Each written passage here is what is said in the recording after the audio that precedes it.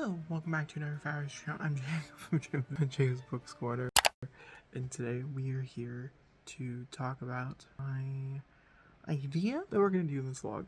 This vlog is going to contain over the next 12 days, and hopefully will go up on Halloween. It might not go up on Halloween, it might go up on the 1st of November. I'm not really sure how this is going to play out. The goal here is for Halloween, so one of these days I have to read 2 books, but we'll get there. I need to read 12 books in October, so I can only read 22 books for the next 2 months to be able to reach my goal of 200 books by the end. Could these be short books, short stories, whatever they might be? Totally.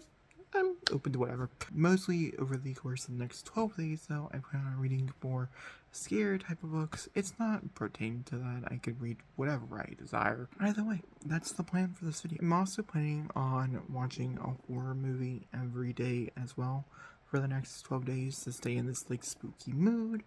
And I'm currently writing a somewhat of a horror novel as we speak as well to stay even in more. So everything I'm doing is spooky. We're in October. I'm embracing it. Let's jump over into day 1's vlog, which I'm currently filming. Also, if you're curious about the books that I'm reading and things like that, that's something you're more interested in, I'll put chapter times linked down below, I guess, if I remember correctly. Also, if I have any spoilers, since we are talking about spooky things, if I spoil anything, the screen will turn this color. I want to come here and let you know that I messed up some of my days a little bit on the card. Day 1, day 2, day 3, you know how it goes, all the way up to day 13. And so the stories sometimes do not match up with the actual day that you're watching. Do not worry about it. All the books that we are here, I do talk about in some capacity throughout the video. So if there's a book you're like, oh, I really want to hear what you say about that, it's coming. That's all the information I have for you, though. So enjoy the vlog.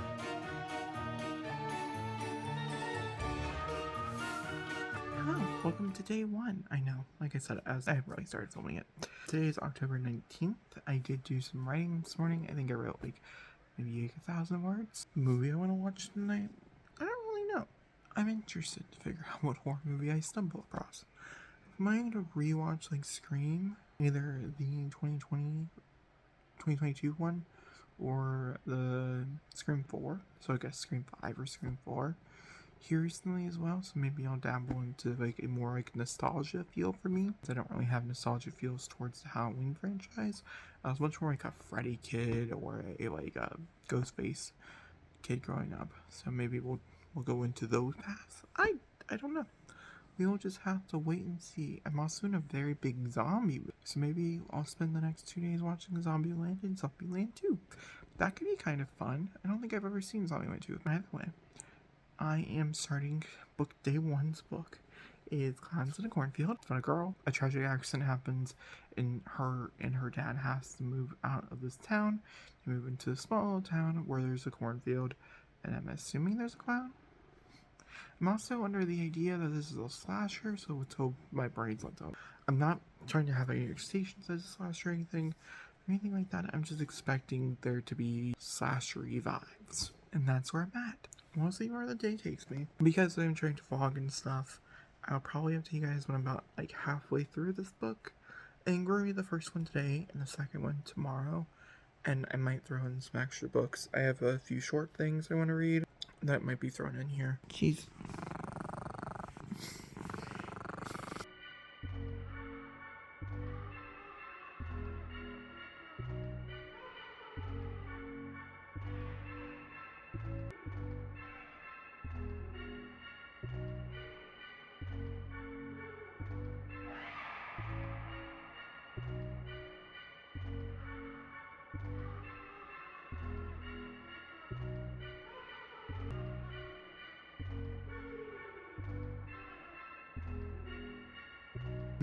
The first movie, it's actually 13 Nights of Horror.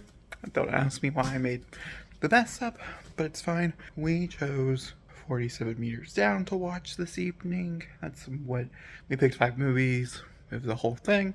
That's the one that won. So that's what we're watching. I've only seen it twice, maybe once or twice. I'm also just a little under the 50% mark for Clowns in a Cornfield, and I'm really enjoying it. Got very murdery, and it happens 35% in, so if you're reading and you're oh, I just want the whole premise to begin, it's like a horror film. The first 30% is a big lot of setup, and then we're into like the murder and the evening and things like that. So I'm really excited to see where it goes and how it explodes. So I'll continue to read that after the movie it's done, and we'll finish it today.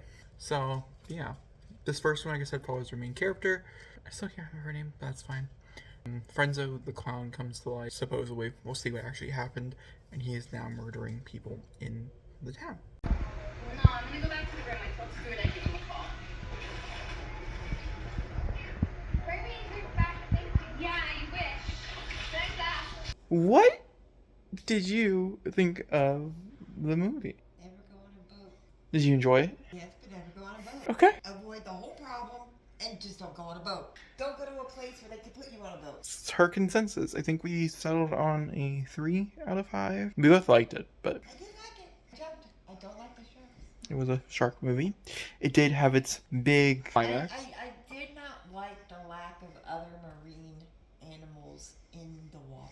Yeah, I read somewhere where they had a hard time, because obviously the sharks and stuff are not real, having a hard time mixing real, like, seaweed or even real, like, sea life into the movie with the sharks. It's also on a low budget, so. It had to be a really low one. I mean, most Because shark all you movies really nowadays, do- they spend money on the sharks, and everything else is just kind of built around. I mean, they could have just done footage in an actual ocean to show when the sharks aren't around, because let's put the sharks weren't there through the whole movie. Yeah, they were. There was plenty of opportunity being at the bottom of the floor. Honestly, the sharks were probably going to move for like 10 minutes? Yeah. 15 minutes? So there was plenty of time that they Yeah. could have just left in And there's whatever they. Huge moments where they're swimming through vastness of emptiness, and there's just like fish. But there's like only a few of them.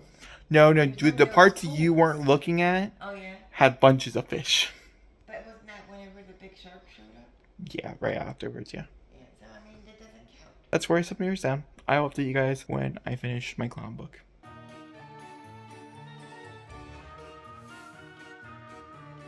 But today is day 2, as you guys know. There should have been a card. It's actually the end of day 2. I've done a little reading. I just now finished Clown in a Cornfield, which was our first book for this challenge. And so that means I'm behind already. But I do have Witches of Blood or something like that over there. Highly doubt the next chapter is going to make this book out of 5 for me. Clown in a Cornfield is an amazing read, an instant favorite, and a instant reread for me personally. I love this book. I'm so nervous but also excited for the sequel, and I will jump into it immediately.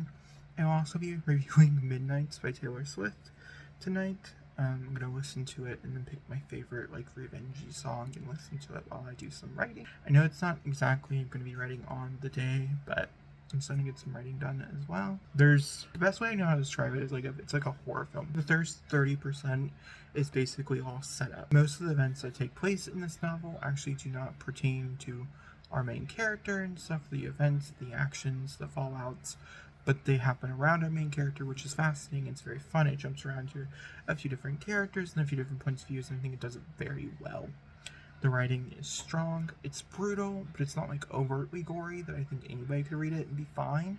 And maybe not anybody, but I think a lot of people could be fine since it's not like super duper graphic. It's not like you're reading The Truths by Nick Cutter.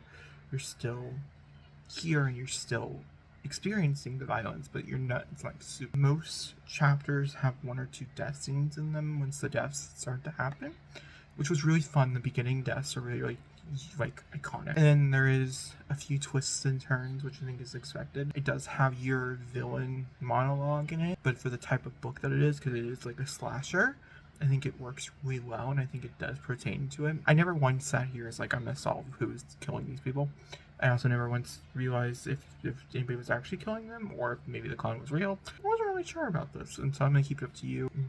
I don't even know if it's truly solvable, so I don't even know if you can take in that mystery. I'm very excited. We'll be reading the second book of this, but I have a graphic novel to read for day 2, just because I'm a little behind, and it'll be a nice pick me up, and then we can jump into Clown in a Cornfield 2 for day 3. That's everything. Clown in a Cornfield, like I thought, was a 5. It does have a ending, like an epilogue, twisty ending, but the book, the second one, is set a year after, so I don't really know how that worked. This really did seem like it was just going to take place right after. My book that I want to read is sitting back here.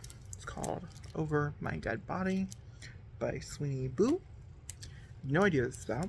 I just thought the artwork looked really, really pretty. It didn't look spooky. It might not be spooky, but anything that says beware what lies waiting for you in the woods screams spooky to me, like October. I have this one, and then The Weight of Blood by Tiffany Jackson. I was wanting to reread this in Carrie by Stephen King, and then watch Carrie, Chloe Grace Moretz's version. Let's read Over My Dead Body. I have to finish this before I'm going to listen to Midnights by Taylor Swift, and this is a little over 230 pages. I will check in when it's done. Then we'll do Midnight by Taylor Swift, and you can watch a horror film. To be honest with you, that's not a big deal. Behind on my horror film watching. Oh my. That's the plan.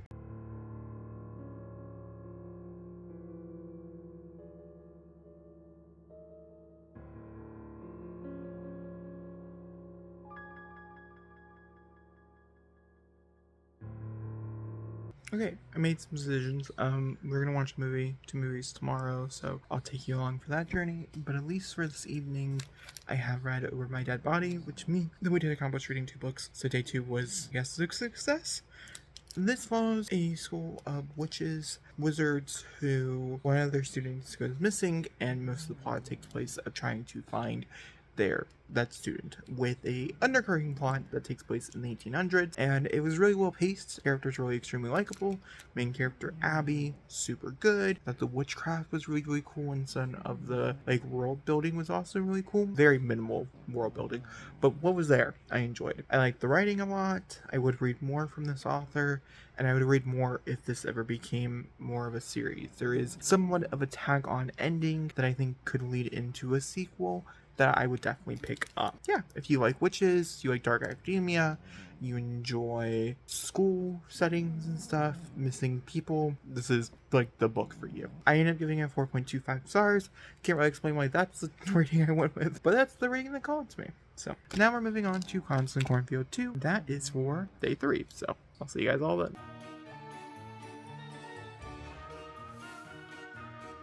Welcome to day 3. I'm going to start this vlog right now because, in reality, what else do I have for you? Day 3 of 13 Days of Horror is kicking off with, well, technically, I'm going to go with Midnights by Taylor Swift. It's also kicking off with Constant Cornfield 2, which takes place a year after the event. I'll update you guys on the halfway mark for this book, and I'll be very vague on this, just for the simple fact it is a sequel, and I don't want to spoil anything, but I'll touch on if I like where the characters are going, if I like the plot, if I think it's as fast-paced, and also if it's as satisfying. The first book, in my opinion, was not scary at all. 0 scare factor. Really intense in sequences and really shocking. 0 scare factor. The core level was the perfect amount for the type of story it is. The language, I felt perfect. The book also dealing with a lot of trauma, and so we'll see how that does. Obviously, sequels dealing with, I don't know, sequels are hard. Horror sequels are very hard, so I'm curious. These are slashers, and yeah, I'm very, very excited. The first one, I saw a review, because I wasn't trying to look, but there was reviews on Goodreads, obviously, and I saw one that said the first one is more under the frame of, if you're trying to compare them to, movies, more under the frame of, Scream, which I agree, and the second one is more under the frame of The Purge, which, what does that mean? So I'll let you know if that stands. Hopefully, it's as good. I'm thinking it's going to be a 4. There's no way it can be a 5 because the first book was a 5. No way I'm rating both these a 5. And we'll see if I want a 3rd as well. I'll keep you posted.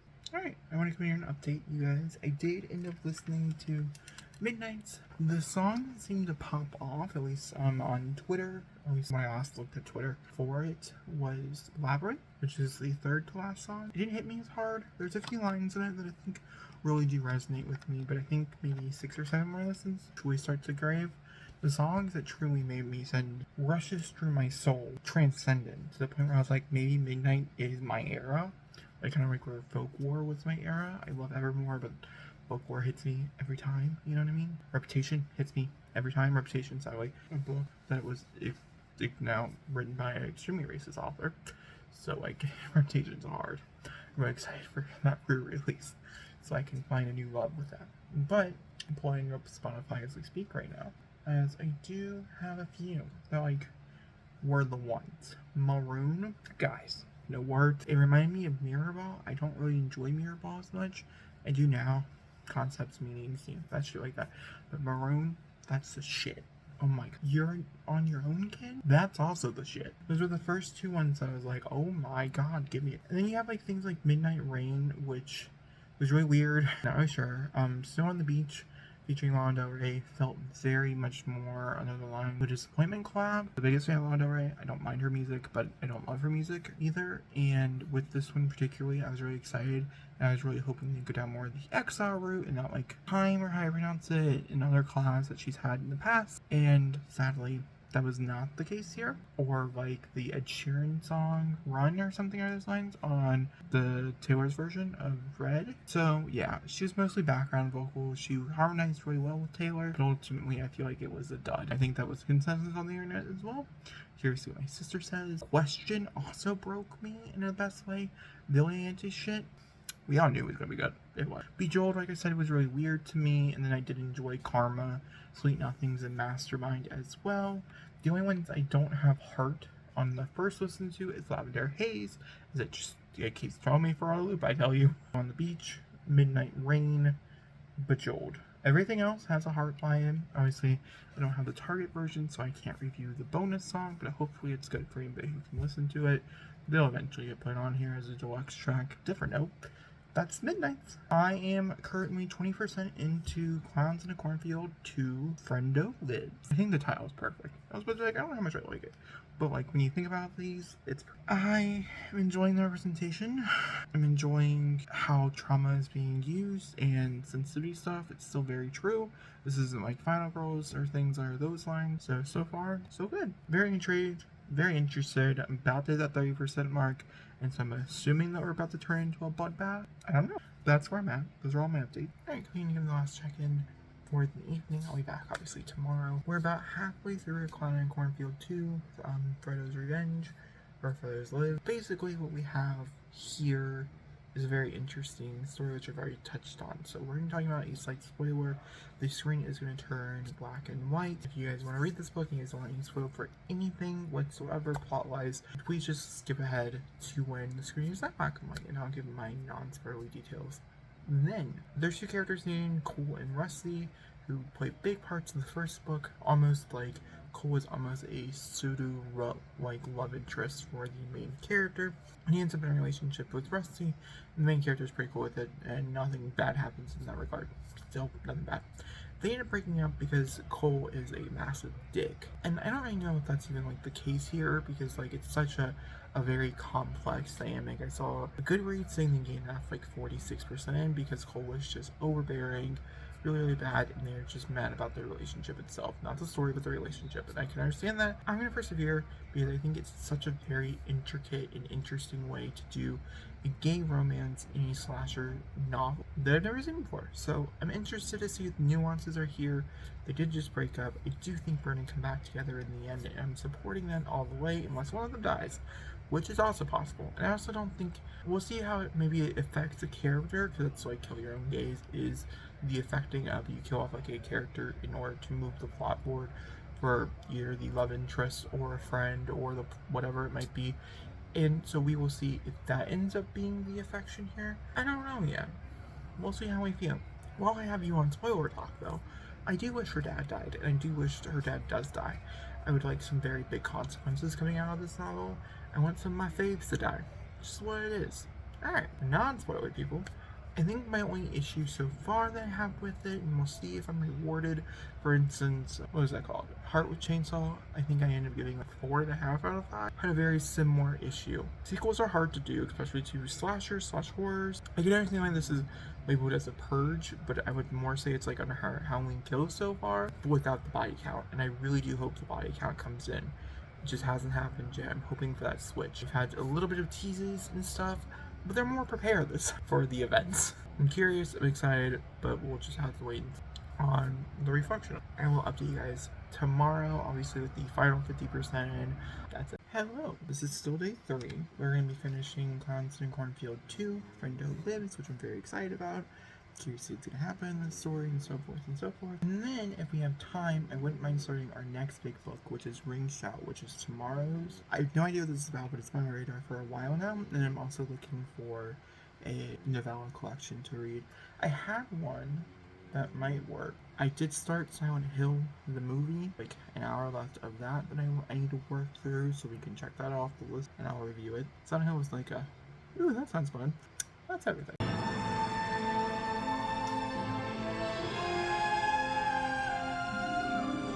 Hello, it's now 10 o'clock. Originally I was going to start this at 7 o'clock. Yeah, so okay, we have about 2 hours left to Clown and Cornfield 2, but we did watch Werewolf by Night, which we got a little bit of footage for, and that was very, very good. It was like a 4 out of 5. It was like a short story, novella, special thing. It was like 15 minutes long. Good kills, good practical effects. I really liked Ted. Overall, a fun time if you're into a Marvel and you like a Halloween thing. This could be right up your alley. I think that's everything I have to update you guys on at the moment. Okay, I'm gonna go lay down. I'm not gonna finish Silent Hill. My review. I think I might watch like the last third. I think I'm gonna fast forward a little bit, but I think it's like a 3.5 out of 5. It's really fun, really enjoyable, but I'm tired. I'm also not finishing Clown and Cornfield 2 today. I have probably a little under an hour left. No writing today, it seems. That's okay. For Taylor Swift, since we did talk about Midnight, the 3 a.m. edition, which was dropped on me this morning, I did like the rest of the songs, and if I remember, I'll update you guys on which songs were my favorite. So far, it's definitely more purgy, now that we're going further. I would say it's between the mix of the two. A little bit more body count is showing up. A few more people have died, but nothing to the extreme for this one yet. And I have like 9-ish chapters left. So it is making me a tad bit nervous that this one is just not as climatic. But I'm still very much liking it. I just don't think it's going to be a 5. I'm like a 4, 4.5. And we'll see by the end if it's a major, like, you need to read it. I'm actually, with the ending of the last one, I highly recommend. But we'll see if when I go back to reread the first one, that's the plan.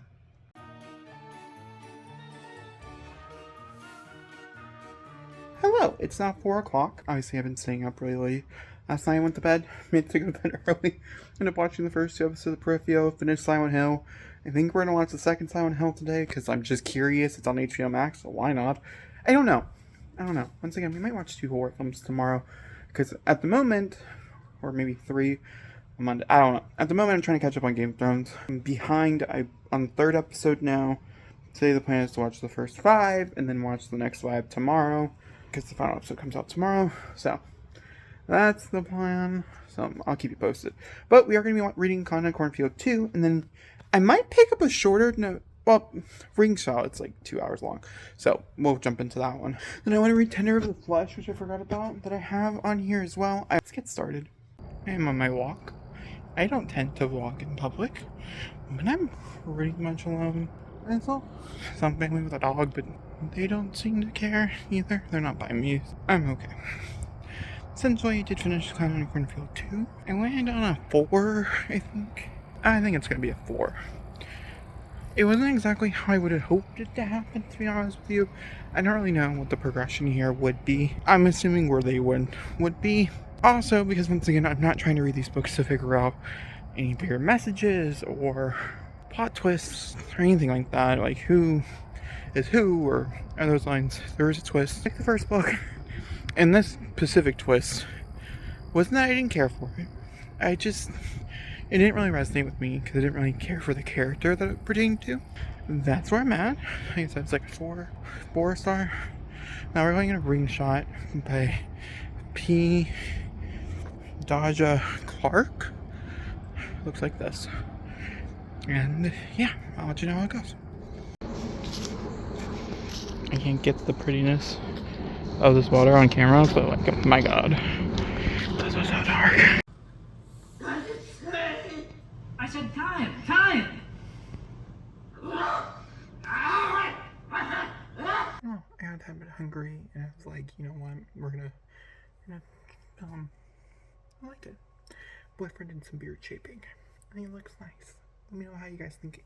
You know what? Actually, don't let me know. Let's move over to Ring Scout or Ring Shot. I want to mention that I really think you should look up Own Voices reviews for this to get a really clear understanding. I'm loving the story, but there could be people who take offense to it or anything like this when I explain what it's about. Hello, Eddie and Jacob coming in to explain what Ring Shot is about. Once again, I just don't like how I explain it in the video, and then I'm trying to explain it to you. I've done it a few times, and I just don't like how those come out.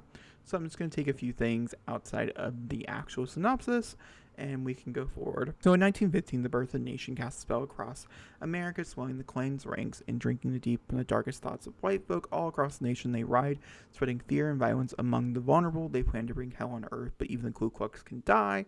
And it follows our main character, Maurice, as she is a fellow resistance fighter, and she has a special sword that is so cool, it's so phenomenal, but I don't want to spoil it for you.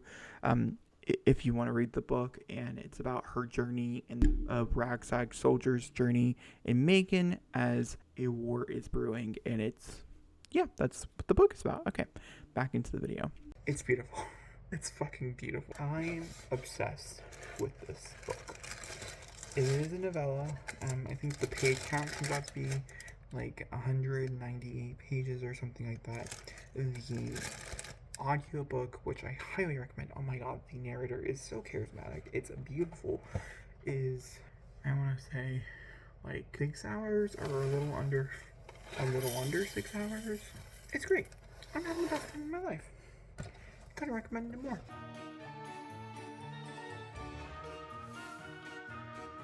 I guess I did enjoy today. I am sitting down to pick an audiobook. I didn't watch any before, by the way.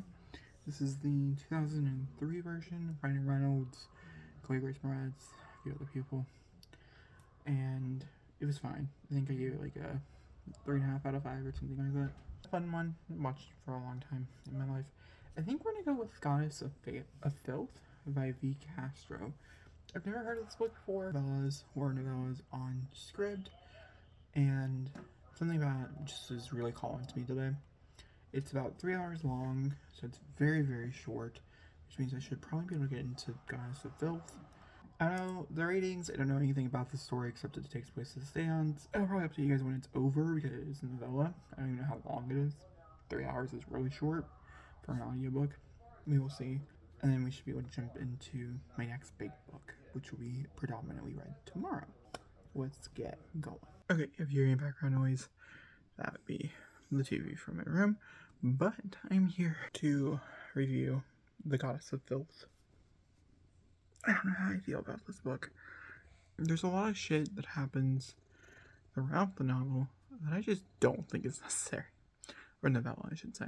I understand the point, and I understand why, but I feel like the first half is so much more interesting than the second half. Even if I like the messages that come out of the second half, I just don't think it was really well done. I think it probably needed about another 100 pages. This is one of those times where I was like, this is too short. I've been reading a lot of like horror novellas and just like novellas in general, just trying to get back into them or trying to get into them in general.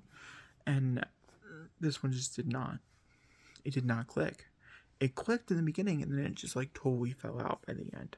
I landed on a 3.75, which I think is pretty fair for my opinions and stuff on the nature of the book. It's an extremely graphic novel. I was expecting more violence, to be honest with you, for some reason, but this is much more like gross out. There's also a lot of sex, and it's the deal with like, it's never very clear. They're going to college, and so it's between the ages of 17 to 19 for these characters, but it's never really clear if they're above 17 or not. So you can even say it's really graphic sex for underage, which is also a bit of a weird feeling.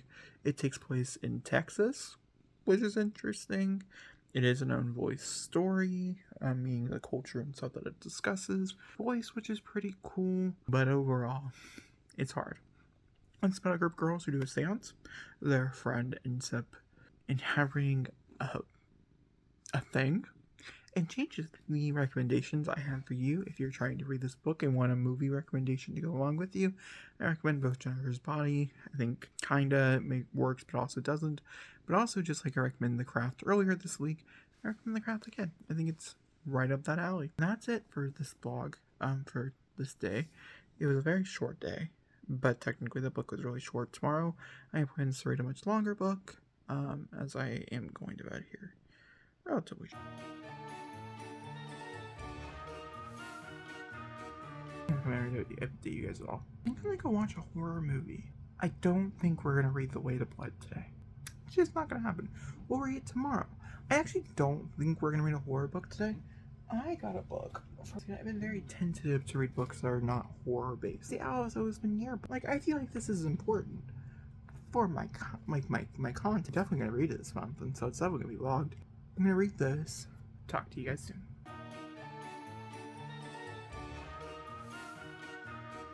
So, welcome to day 7. We'll be reading Alice Oseman's The Heartstoppers yearbook. I would like to mention this is much more like a fun book. There are some new mini comics that I think I've read before, but now they're in color. So I'm very excited. This is obviously not horror, which we'll get to here in just a little bit. But we're gonna start with the shorter one because behind on my list. So I'll update you guys when I finish it. Sorry that's not horror related, but I'm gonna read it anyways. Hello. Okay, I'm starting The Way to Blood.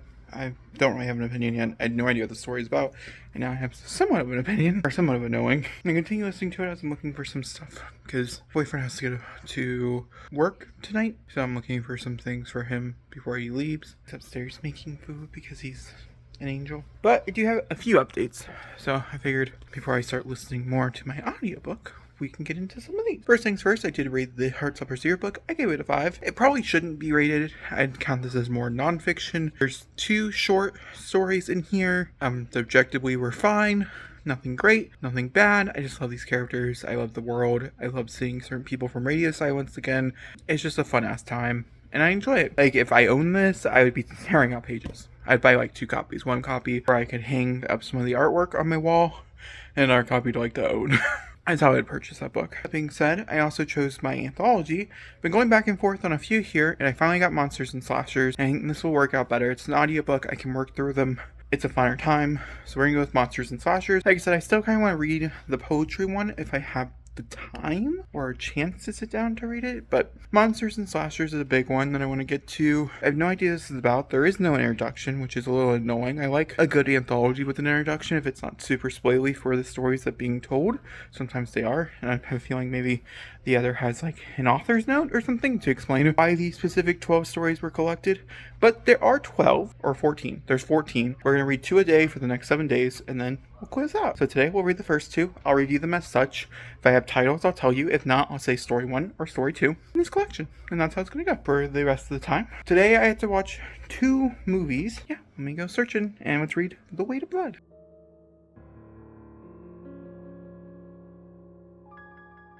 Damn it! I'm alone. I read a little bit more of my book. Not much. Just a smidge. I'll continue getting to it. It's a full audio cast. It feels a little weird. They do a weird transition in the middle of here, which I don't love. But other than that, I'm pretty good with everything happening so far. It's an interesting take on Carrie, instead of Carrie being mostly about motherhood and also like becoming a woman and things along those lines, which is a lot of the conversations being handled here. This is a big conversation about race in a extremely conservative, racist town, and I think it's being handled very well, and I'm very intrigued. But I want to come in here and give the final update for this evening. Was basically a bust. Probably the 2 short stories that I need to read, and I'll put my scores in Goodreads this evening, but I'll update you guys tomorrow for day 8. I am behind 2 books. I'm pretty far in The Good Girl's Guide to Murder, which I just got the audiobook for. So I might try to run through that first off and then go into The Way to Blood. There's no problem with The Way to Blood, and maybe I'll get to it tonight more of it. I'm just not vibing with it as much as I was hoping for, and I think that's the issue. I'm not drawn to it. I feel really immersed when I listen to it, but it takes me a while to get there. I think I just need to spend a big portion of tomorrow getting some writing done to clear out my creative well, and then we can jump back into some stories. Because writing's coming really easy as I'm going through some of the process right now, and I think I'm 7 books in, or 6 books in, and I think I'm just at that point of where I just need some creative break to just really focus on something different for just a second. And thanks. I did read a book today, so I accomplished something. I also watched The Uninvited. I'm still 2 movies behind. One of them will definitely be Carrie for sure. I watched The Uninvited with my mom and my boyfriend this evening. It was great.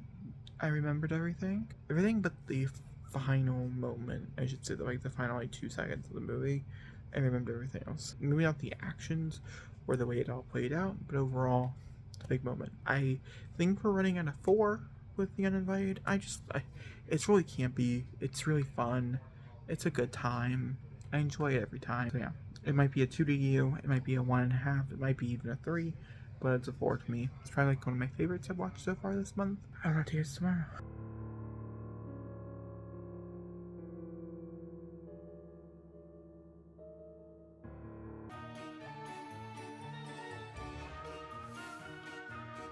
Hello, welcome to day 8. I don't know what today is. I think it's day 8. Essentially today's Wednesday, and I have a few things to review for you guys. I'm very tired. I woke up like an hour ago, and it's already like 5 o'clock in the evening, but my god, am I exhausted. Probably will not be up long today. We're gonna try to make a chunk of the way through some stuff.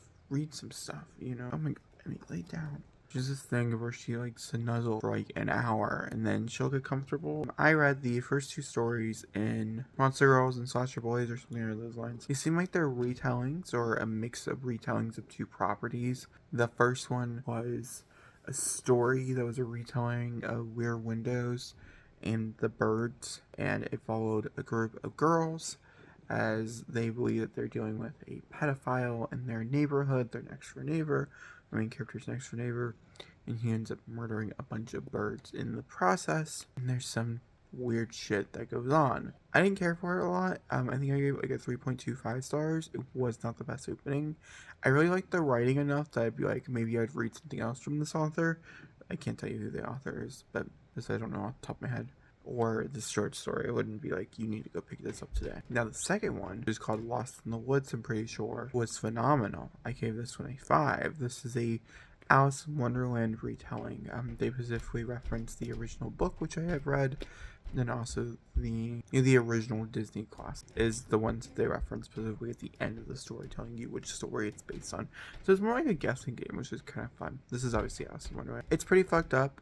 It's about a girl, and it jumps back between her being 8 years old and 18 years old and the events that happened after she was 8 and thing. And I found it really fascinating. I found it really interesting. We also watched Silent Hill Revelations, which I gave a 2 out of 5 stars. Wasn't horrible, wasn't great, not the best. And that's everything. I'll update you when I have more information. I'm going to compare and update you guys on Weight of Blood. We have to read, by the way, I have the Weight of the Blood to update you guys by Tiffany T. Jackson. This cover is not living up to the book inside, which is sad. But I do have some really good things to say about it, so we're going to get into it. I don't think I've really updated you guys about what the story is. It is a retelling of Carrie, which I think I've mentioned by Stephen King. This one is about a girl named Maddie, who has Maddie something, I can't remember her last name, who has been passing as white from the time that she was born. Her dad is extremely racist. He is also someone who also believes in God, which is a very big thing with the original, story. And there's a moment where they're having to run, and it starts to rain, and she normally skips the days it's raining at school, so her hair doesn't turn into an afro and doesn't get the curls and stuff, and ends up getting the curls. And there's a horrible bullying thing, and it ends up being nationwide. And this town, which is the story takes place 2014. Still very much with the times, and it takes place in a town that's like there's many towns like this sadly that it's still very much segregated in things. They've never had a prom that's not been segregated. They have students that are black. The main character, this versions of Sue, her boyfriend, I think her name is Julie in this one, is black. That's the person taking her to prom. And yeah, if you know the story of the Weight of Carrie, it's everything's just kind of going with the flow. There's nothing really new being brought to it. I think the conversation of race is very interesting, and I do like it in this type of medium, and I think this is the perfect way to retell a story with fresh, new ideas without taking away from the original, even though I'm not the biggest fan of the original. The biggest thing I remember reading about Carrie when I read it like 6 or 7, maybe 10 years ago now, was I fell asleep during reading it. I wanted to finish it, and I wanted to stay up because it was so good, and then I fell asleep, and then I finished the next day, and it was fine. I think I walked out of it thinking it was like, oh, this is like a 30, but it was such a fast-paced, entertaining read. This is in the same case here where it's a fast-paced, entertaining read. There's also a news broadcaster who's looking for Maddie, who believes that Maddie is alive. We definitely know from the very beginning that there's a fire, that there's telekinetics, that obviously some type of thing goes on at this prom, because there's two timelines, the 2014 timeline and the 2016 timeline. I think the interesting thing about the 2014 timeline, and maybe this is the reason why I thought, was because cancel culture isn't so grandeur as it was in 2014, so maybe that's the only thing. The bully here, I'm gonna call her Chris. It's not Chris. Whatever her name is in this story, Lisa. It's it's the same character. She ends up getting like her entire school revoked and all these like big things because of this horrible thing that she ends up doing. I don't want to spoil it. I don't know. I just don't really know if that really fits in with the story. I'm hoping that it turns really bloody. I'm looking for some gore. That's what I'm excited for. There's a lot of people I'm excited to die, so they need to die. And I'm hoping some people I don't want to die also die. Like, I mean, if they go to the original story, there's like 2 or 3 people in the original story. The really interesting thing about this one is, I think in every variation of Sue there has been, or Jules there has been before for Carrie, they always make her very sympathetic. They always make her very, yeah, I'd say very sympathetic. I think it's the best way, where you feel for her and you don't want her necessarily to perish in the end. And there's some stories where that character specifically does die, and there's other stories where the character doesn't die. There's a few that every variation has like 2 or 3 characters that die every time, but which I'm curious to see if this follows the same plate. But this one, they're making her very much more like a gray area character, which I'm really loving. Just for the simple fact that I think there's moments where I'm like, yeah, you're on the right page here. You're doing the right thing, girl. And there's also other moments where I'm like, dude, that was kind of racist. Like, you fucked up. I mean, yeah, you fucked up pretty bad. That's The Way of Blood. I will, then I'll come back in, I'll give you my final rating, and I'll tell you about the next book that we're going to pick up. And I did finish The Way of Blood by Disney Jackson. I have like one thing to say on this. One, if you're looking for an amazing retelling from Carrie, this is definitely right up your alley. I think this is one of the better retellings I've ever read, just for some little nuances and facts that the author brought to it. Using race instead of religion at its core is a very cool way to make a story different. And I think it's handled really well. And I think it's done really well. Yeah.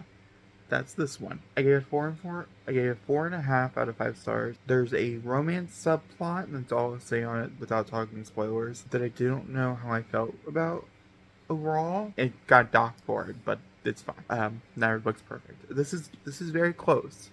I also watched the 2013 version of Carrie, starring Chloe Grace Moretz and a whole other cast of people, and I liked it. I gave it a 3. Nothing special, nothing great. It's very true, and also it does really show you, because I know this is pretty true to the novel, because I could remember the novel I was watching it. This one and the original one were both very true to the novel. It's the second one that I grew up on. Not very true. And this does follow pretty much exactly the same way, except if you added nuances and things. I definitely read another Tiffany D. Jackson. I'm curious, knowing how you guys know how I feel about this story, which one you guys would recommend to me, if you guys have any specific favorites. I really loved the writing. There wasn't anything about this I didn't really enjoy. There was a few characters, a few specific choices I didn't vibe with, but I don't think that's going to be the same for every Tiffany D. Jackson. I just think it was just for this specific story. So, that's where I stand on that. For the Monsters in Mayhem, or Monsters and Slashers or whatever, novella collection, I've read number 2. We have 4 to read. We're about to jump into the third one, or no, this is number 3. I read the third one. This one was about ghost stories. This one specifically had mentioned one that they remade. It's getting like remade on like Netflix or whatever. I can't even tell you what it's called now. But I was like, oh, that's what that title is? That's what that's about? This one's called Emmeline, and I don't know. I don't really have any thoughts and opinions on it. Like I said, it's a ghost story of sorts. I didn't really like it. I wanted it to be over, and then it was over. I gave it a 2. I moved on. Now we're going to jump into the Leigh Bardugo one. I think I'm going to cut out the next 4, just to pick up the pace here, and then we'll pick out our next 3. Once I know exactly what I'm reading next, I'll update you guys on it.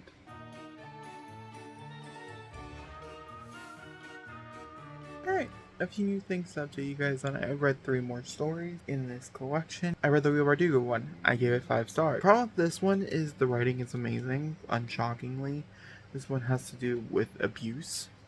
like really bad abuse, and it was great. I loved it. I thought everything worked here. I do have to agree. I saw reviews saying the horror elements kind of sucked here, which I do have to agree. I think the atmosphere is good, but the horror elements kind of suck. So maybe it would probably be like a 4.5, but it's Steve Bardugo, so I think it might be a 5. It almost tempted me to pick up Night House, but I think we're gonna pick up a different one based on some of that. Next one will be Hide and Seek by Megan Shepard. These are the ones I remember because they were really good. This is like a reversal version of Aru, which is the best way I can describe it, and it was phenomenal as well. I don't even know if that's like a really clear answer here. I'm kind of tired. This was great. About a girl running from death. They play a hide and seek game. It's super fun. I would read a whole entire book. I don't know how to read a whole entire book of like this particular story, these particular characters, even though I think it did leave me wanting more. I think I would read more from this concept and this idea and just the world that was built here. It was really good. The last one I read, I did not vibe as much with. Didn't hate it, didn't love it. This one took me on some roller coasters. I thought maybe it was a Carrie retelling. It wasn't. It was a different retelling.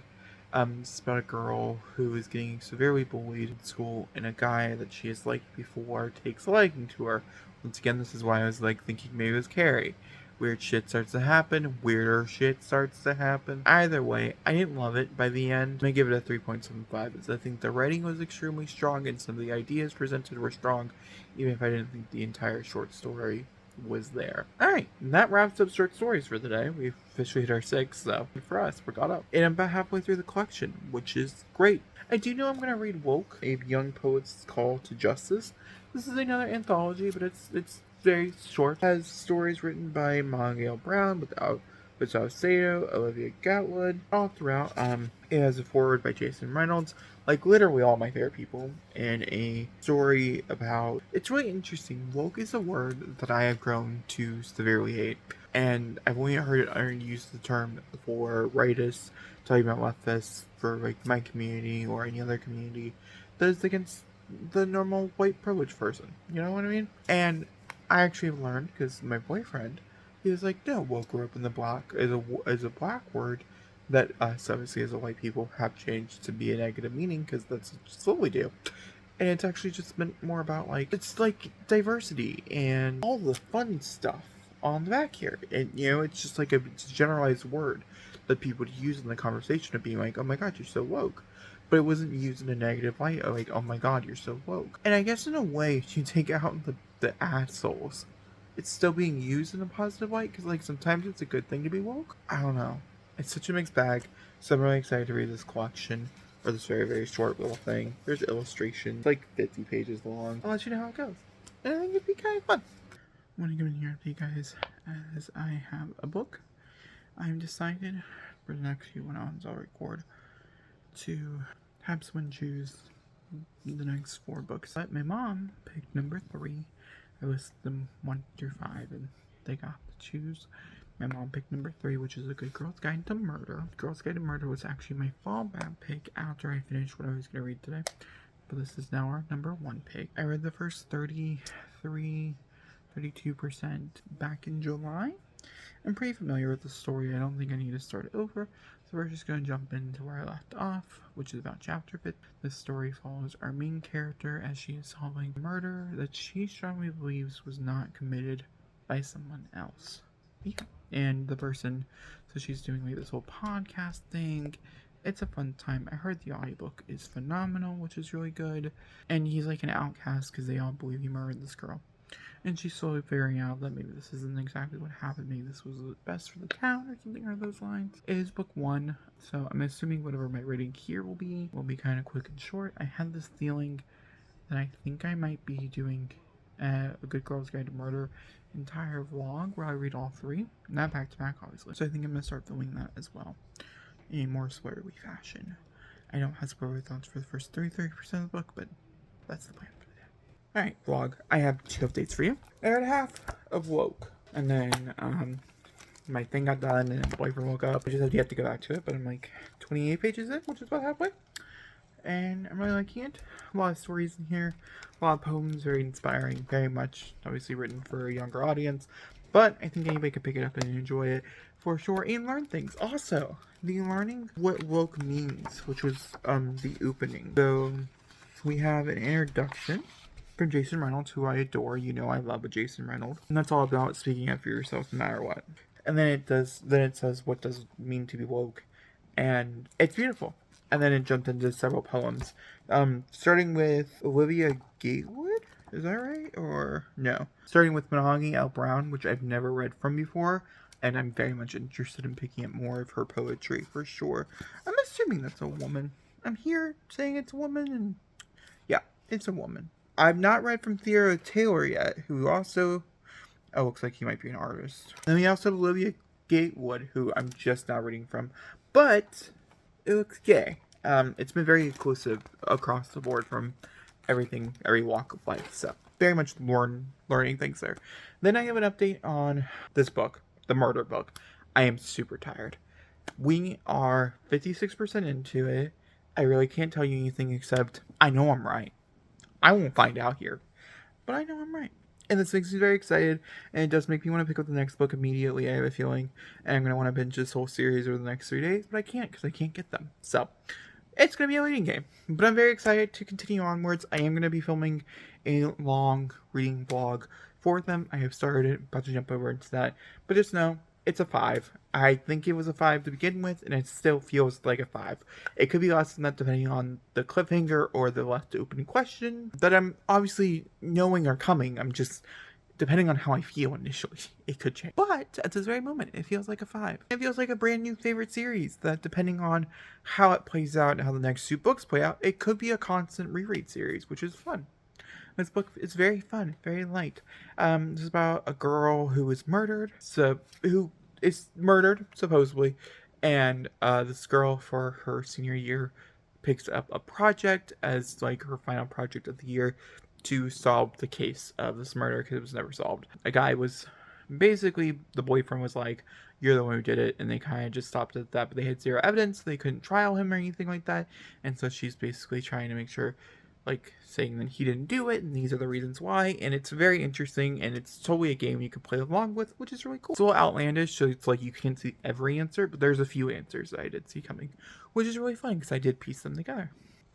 My takeaway from A Good Girl's Guide to Murder, Book 1, is I was really shocked that it's a series. This is a very closing book. There is a slight mention of a nod to a further plot point, but I do tend to like books. I like series of books that can do one of 3 things, or one of 2 things, okay?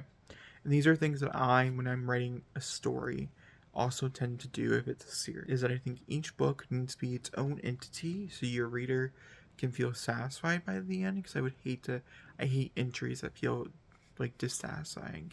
Even if it's a B plot storyline you completed, it's still satisfying to the reader if the A plot. But from what I have learned in writing, is that your A plot, your B plot storyline is actually your underbeat of an A plot, and your A plot storyline should be solved. So like if there's like a mystery and you're trying to find a dead body, and that's like your goal for that book or whatever, they should find the dead body by the end. Now, who killed that dead body, why the dead body was there, or whatever, can be answered in a future book, if not 2 or 3 books later. You can start building that puzzle out slowly. But that big piece has to feel satisfying enough. Plus, you have to introduce something really interesting in the last, 6 or 7 pages after the satisfying conclusion to make the build-up for the sequel not seem so oh my god, why did I read this whole book for a sequel? That's not the case here. They actually solved all the plot points. Like I said, there's a little bit of mention of ones. This is pretty much its own thing. The writing is so good, though. So good that, yeah, I'm gonna read the rest of the series. But I'm curious to see what's the point of them. There is no overarching, at least on this first pass through the book, overarching plot line connecting all 3 books, except for the main characters. I looked up the synopsis for book 2 just because I was curious, and it does involve a few characters, complicated plot that I like, anniversaries, the typical shit, but I don't know. Either way, this was a 5-star. Loved it. It was great. I also finished Woke, a young poet's called Justice.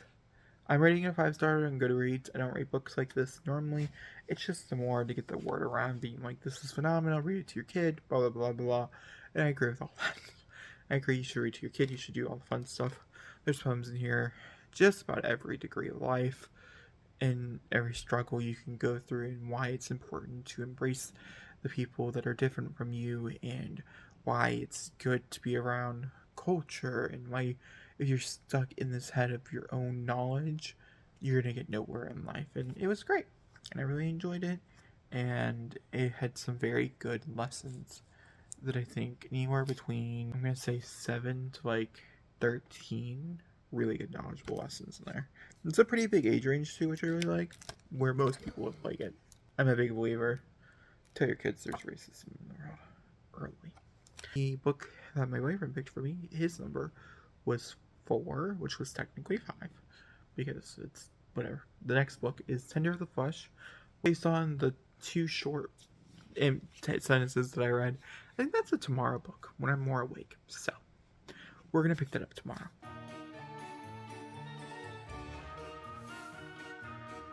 Okay, I'm just gonna hold you. I read story number 4, which is The Flicker, The Fingers, The Beat, The Sigh. The only thing I'm gonna tell you about this book, this short story, which is number 7, follows a group of kids on a highway, and things start to happen, and they talk about some other stuff. My big takeaway here is that one of the movies that they recommend that's based on, like, you read the story and you can make a whole thing out of this. Like, if you're like a YouTuber, you could read the story and then watch it and do a comparison based on each and everything one. It'd be a long video, but you could do it. I'm not doing it. Was Carrie? Where? I'm sorry. That's it. That's my takeaway. I think it was probably like a 1.5 or a 2. One of the worser ones. The characters I didn't really care for. And yeah, I think the idea was really strong. Or I like the premise because I like one of the movies that they mentioned. But it was like a shot by shot. So, I don't know. Like a 1.5, 2. Moving on to Fat Girl with a Knife, which just sounds very intriguing to me. So, I'll let you know. Fat Girl with a Knife came in at a 4.5 out of 5. It's almost perfect. Honestly, I think it's mostly just because I think it's just one of those stories I truly think there could be more here.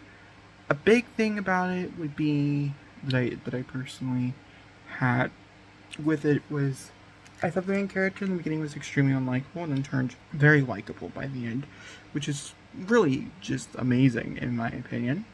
Then you have the element of it. I don't want to spoil it. They do recommend a few movies in it, which is pretty good.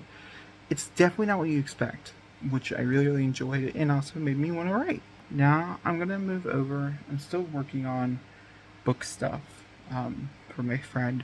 So I'm going to move over and start my next read, which is Tender as the Flesh, which I heard could be cannibals, which could be fun. I'll update you guys about halfway through that. Not far enough into this to give you a full functional update. I am 39% in, so like there is progress being made here. And they're in the end of chapter 16. This book, I'm gonna explain what it is at the 50% mark when I actually I have thoughts. It's very hard to read, very hard to digest, not a book you would eat with. I understand the point of it. I think they're doing a very good job. I'm curious to see why it does warrant 43 chapters. Like, what's the point?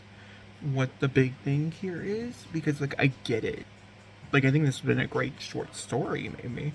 Full-length novella? We'll see.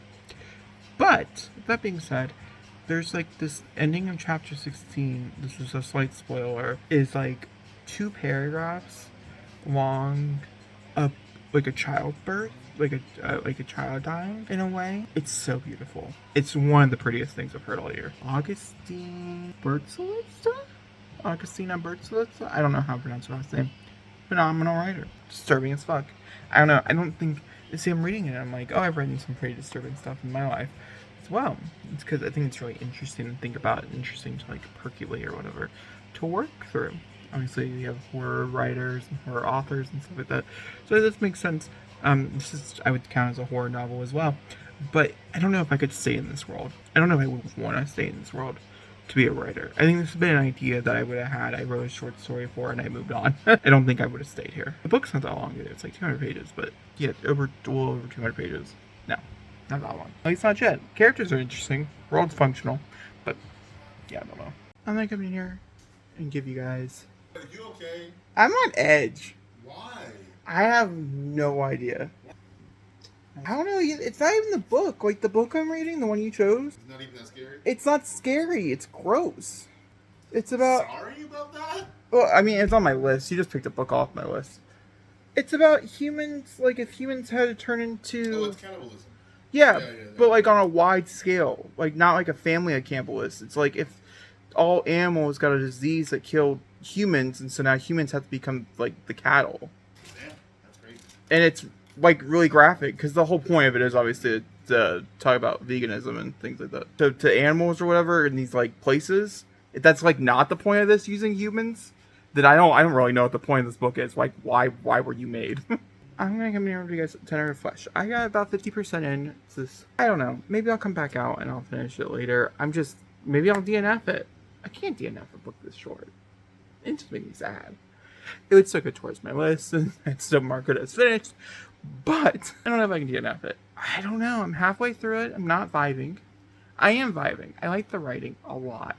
And even the main character is really interesting. And I think some of the subject matter is really interesting. But with the book itself, it follows our main character as he is running this like cattle factory, essentially. Except we live in a world where there was a disease that struck all the animals, not the humans. And it was like spread through the animals and they all died off. But they also have said that the animals can spread, like that disease can spread to the humans or whatever as well. And so like no one can be around them. Like they're scared of birds and stuff because the birds didn't die out. They didn't really specifically say why, but they just said the birds didn't die out. And so the world had to go to doing this to humans. My big point takeaway here is I had mentioned in my last 2 updates ago that my last like 2 clips ago that my big thing was I couldn't understand why this book has to be so long. I'm still on the precipice of why. There's a B plot storyline which I feel like is handled really, really well with a lot of nature and care, which is really interesting because I can't figure out how I feel about the A plot storyline, which is what I'm telling you about.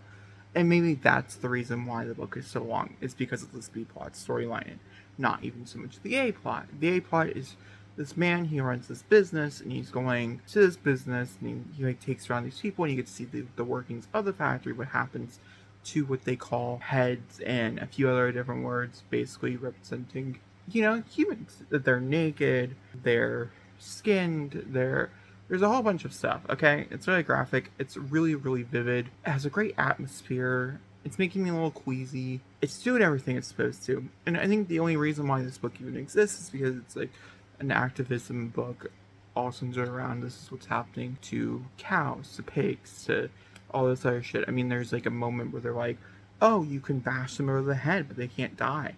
Or you can prowl, like do the gun thing, which we've all seen. You know, I feel like that's what this is. This is basically a thing of, but more like under the lines of showing you the repercussions of it, or what's happening to these animals to get the food that you want to eat, whatever that food might be. And that right there is really cool and really interesting. I think putting in this perspective is also very cool and very good because like this perspective I would say is needed. Yeah, I don't know. It's a hard recommendation. I think I'm gonna finish it. I think I come down. Then I'm gonna go lay in there and I'm gonna read it while I lay in there with my boyfriend. He's playing his game.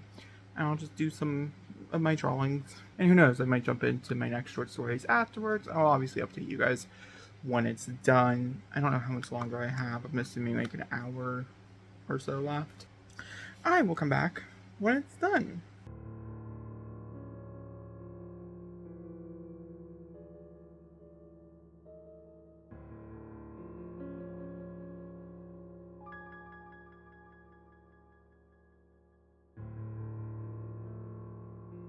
Hi. I don't know how to do this. He's sitting right there. Yeah, I'm pointing him out. I love you too. I'm coming in here to wrap up Tender as the Flesh, which is a weird ass title. Whatever.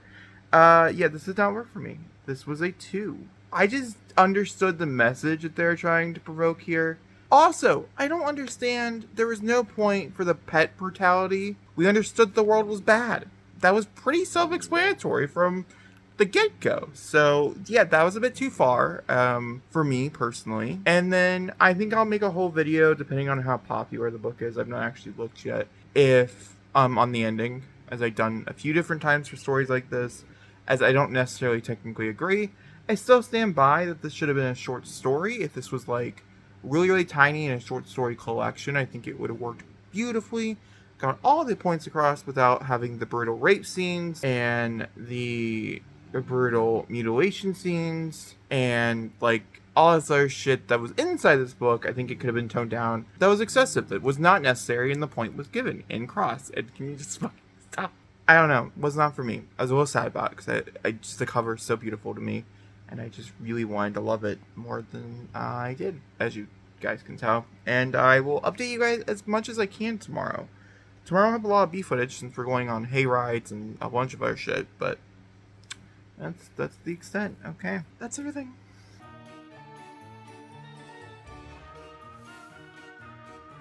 Okay, welcome to today's activity. Today's activity is what we're doing today, Mom? Pumpkin patch.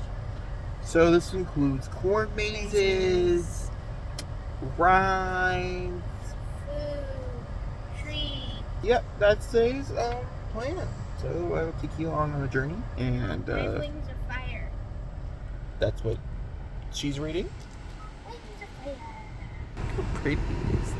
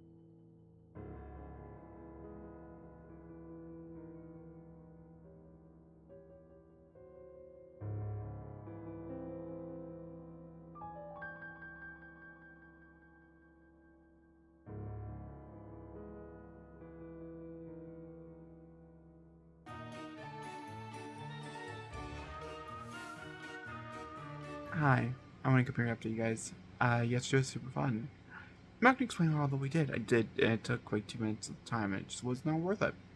But you guys saw from the clips, we had a best time. We had a really good time, actually. And then I read Sleepless on the night home, which is where we're going to start. I have 2 more books left in this vlog, because I read Woke, and a few other ones that were not horror adjacent. If I really wanted to read 13 horror novels, I would still need 2 more books on top of the 2 last ones that we have. And I just don't care that much. I don't think you guys care either. 13 was the number I was aimed for. Technically 12 was. But 13 is what we got. I did read Sleepless, which is Jay Kristoff's short story in this collection. I've been really interested in reading his short story in this collection just because I've never read from Jay Kristoff. I've heard something about horrible things. But I also heard his writing is really good. I don't think I would ever buy a book of his. I think it would all be through loans or donations or something along those lines, just because of things that I know. I just don't think I would support him in that way. I say if you're getting from the library or getting a donation, you're not really supporting the author because you're borrowing it. I don't know. I would love to know your guys' opinion on that complicated situation. I gave it a 5 though. I didn't really love the objectification of women in this short story. It was very crass, which I had heard is just something that's very repetitive in his storytelling. Is the objectification of women, even though mostly his stories, I'm pretty sure, are told from women points of views. My point being here, it worked by the end, even if I didn't really like it throughout the entire thing. That would probably be the only thing I would dock, is like half a point. But by the end, you're like, this makes so much sense, and there's a whole reason behind it, and you get it, and so like, I can't really dock it for making sense. So I gave it a 5. I actually called it a perfect short story in my review. Moving on to M, I'll let you guys know. I'll pick up a horror novel and I'll update you guys when I do. Either somewhat of the way into it or before that. I don't know. Talk to you guys soon. Tomorrow we have Halloween and stuff. Tomorrow's the last day of this vlog. Yeah, it's been a good win. Ultimately, my original goal was 12. 13 would be great. I don't know. I don't want to ruin the 13 days of spooky, and all the books are listed in the in the cards, but I guess we'll see. We still have 13 days of vlogging. But this is just the last clip for today. I'll talk to you guys tomorrow.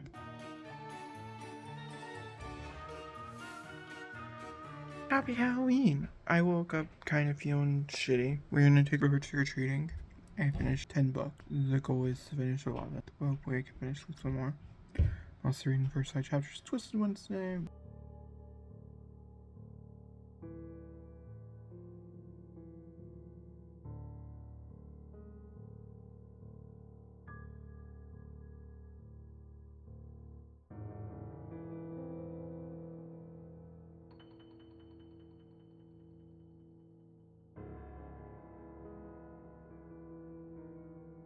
I want to come here and give the final update to this video.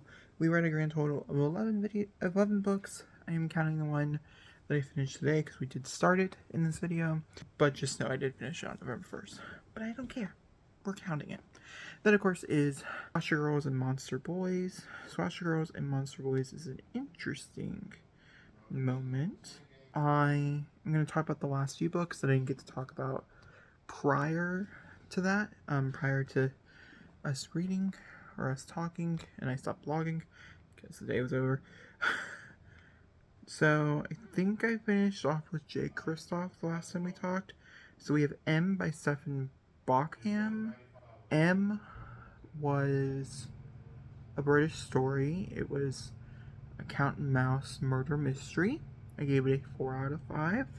Not a fave, but it was good. The Girl Without a Face by Marie Lu was a 5 out of 5. I asked this in my constant updates as well while reading the book, as if Marie Lu has any other stories like this, as I would love to read them. I've never read from Marie Lu, and so I'd be curious to read more from Marie Lu in this regard. It was a 5 out of 5. This is about a girl who hunts down bad people, is all I'll say. It was very familiar. It's basically like maybe even more like a J. Kristoff one, which is interesting. Then we have 12, Girl Who Dreamed of Snow by McCormick Templeman. Did not enjoy this one. This was a 2. This is about a plague that was murdering women or something along those lines, and so they're using them as slaves. It didn't work for me. It didn't work for me. Did not work. Then we have 13, which is Stitches by A.G. Howard. This is a 3 out of 5. They actually reference as Frankenstein being the big reason for this one. It doesn't correlate for me personally. This felt more like Hansel and Gretel and things to me personally. But hey, what do I know? This is about a family that ends up taking a deal where they're slowly cutting off more and more of their abusive father. And it was interesting. There was a lot of cool things about it, but I didn't love it. And then we have the last one on the 1-5 by Kendar Blake. Ooh. Was that the one I'm thinking of, not the Marie Blue? Interesting. But, because this is... Yeah, see, the Marie Blue, The Girl Without the Face, had to be something different. Now I can't remember. Kind of sucks. It was great, though. I remember really liking it. My overall ratings and stuff came out to be a 4.25 overall. Definitely recommend the collection. And, yeah, my takeaways from here is I need to read more from Carrie Ryan, Lee Bardugo, which I already am, so like that's fine. Megan Shepherd, which I don't think she has any horror. Maybe she does, and I'd be curious. Possibly read from J. Kristoff, but I'm not fully committed. Marie Lu, and Kendar Blake. Marie Lu and Kendar Blake I've never read from. I've been interested in both their series, so maybe I'd pick those up, but I'd be more interested in their more horror-y things, so maybe it's just I'm looking for more short stories by them. And that could be the case for most of these authors, who knows. But that wraps up this video. I ended up reading a selection of books that I talked about throughout this video. I hope you guys enjoyed. I'll talk to you guys all next time. Thank you for watching. Goodbye.